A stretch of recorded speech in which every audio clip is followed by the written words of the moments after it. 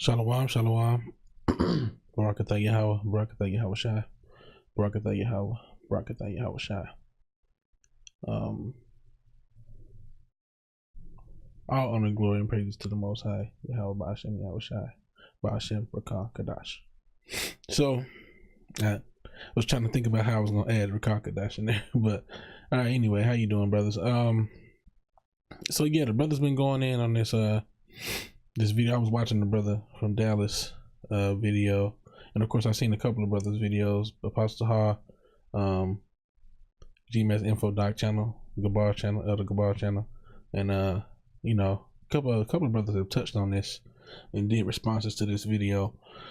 And you know, it's so real, so wrong, you know, whatever you want to call him. He, you know, he straight up lied, you know what I'm saying? And I just was thinking about, you know, one of the ways we could prove that. I haven't got a chance to finish the brother's video, as you can see, and but as of yet, I haven't heard anyone come out with this particular point that I have in my mind right now. So I want to go ahead and come out with it. So I'm gonna go ahead and let this video play till he gets to his lie, and then we're gonna try to cut that real quick. Certainly, thank you. And then after that, you know, I really did. I was typing down a lot of things you were saying. Make sure. I do want to address. Okay, he's not louder than me. Some things, you know, just turn him up a little bit though. Man. Because this is what it's really about. You know, for anyone out there that's listening, if you are under these kind of false doctrines and you are suffering, you know, just as this individual has, then this is the reason why we're doing this. We're showing you the things that were wrong, the things that were always. You doing this because you think you right, and also because you know that you do wickedly. Anyway, I'm gonna finish this. It's wrong with that false doctrine. But I'm gonna go ahead and read this real quick. I get a lot of comments. Really quick. I noticed GT in the chat. I guess he believes many of Muslims, and I also have heard that doctrine from some of the sects of the Black Hebrew Israelites, and that has actually bothered me as well because, you know, are any particular people Edom, like, are they doomed from birth? Yes. You know, no. And that's, yes, you know, they are. like, I mean, he straight up said no. Even that concept has bothered me as well. I couldn't figure out why. And going back to what you said about questioning God and the character of God, is if people are born Edom through blood and they are doomed from pretty much the womb to these curses, you know, that bothered me as well. So I just wanted to address that question with you. If any people are born Edom. No one is born Edomites. No one is born Canaanites. No one is born Perizzites or Girgashites or anything. Do you know? He said Girgashites or anything, and you know he said something like this once again to try to include himself into the promises that were given unto Israel. They're just spiritual Israel, bro. There's no other nation on this planet. Everybody's so mixed that you can only ever become spiritual Israel. Well, no, you're wrong. So wrong. So real. So wrong. That's so real. You're just not right. But here we go. So let's see. I guess I'm going to start off with 2nd Esdras here. 6 and 9. Then did I consider these things, and they all were made through me alone, and through none other. By me also they shall be ended, and by none other. So who's coming back to end stuff? Well, who the world calls Christ, who we know his name in the holy tongue to be Yahweh Shai. Then answered I and said, what shall be the parting asunder of the times? Or when shall be the end of the first and the beginning of it that followeth? So if you listen to this wording, it's talking about the end times, the parting asunder of times. And he said unto me, from Abraham unto Isaac, when Jacob and Esau were born of him, Jacob's hand held first the heel of Esau. For Esau is the end of the world, and Jacob is the beginning of it that followeth. So, If Esau is the end of the world and Jacob is the beginning, when did this happen? When did the end come? You know, the end of the world hasn't come. We're still here, right? Everything's still in wickedness. So when did who, by whom were all things made? Let's just solidify that. And they were all made through me alone, and through none other. By me also shall they be ended, and by none other shall they be ended. We know that Yahweh Shai hasn't come back yet. Oh, he's coming back to judge righteously, man. So John 1, starting at verse 1, in the beginning was the Word. Well, who else is the Word? Whom the Word calls Christ. He is the Word. And the Word was with Yahweh, or with God.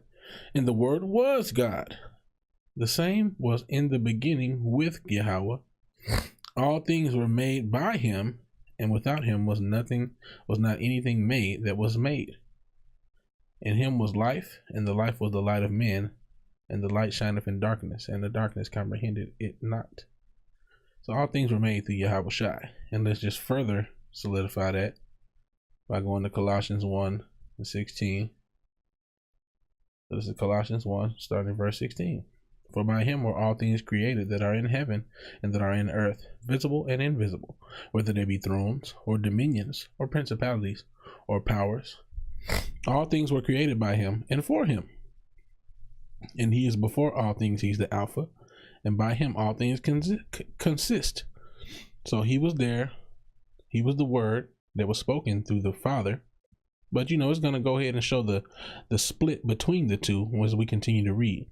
And he is the head of the body, the church, who is the beginning, the firstborn from the dead, that in all things he might have the preeminence. For it pleased the Father that in him should all fullness dwell. So it pleased the Father that he would inherit the same thing that his Father has, dominion over the world, over the whole world. Because that's what the Father has, man. So that's why all fullness dwells within Yahweh Shai, because he gained that dominion over all from the Father. That's also probably why it says that he was God, because he was already predestined to gain the fullness. But anyway, there's clear distinction right here. It pleased the Father that in him, so it pleased himself that in himself should all fullness dwell. No, come on now. And having made peace through the blood of his cross, by him to reconcile all things unto himself. By him I say, whether they be things in earth or things in heaven. And of course, this is Paul, so some things hard to be understood. It says reconcile all things, which hey, everything's gonna have to get right. But if you of the other nations that touch the apple of his eye, you're gonna get right or you're gonna get wiped out.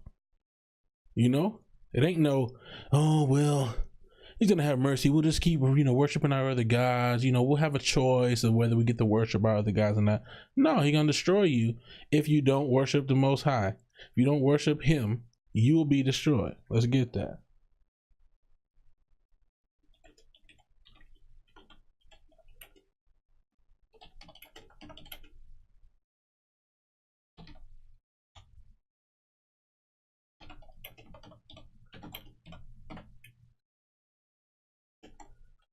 I'm quoting loosely here. Hopefully it pops up. Yeah, Jeremiah 12:17.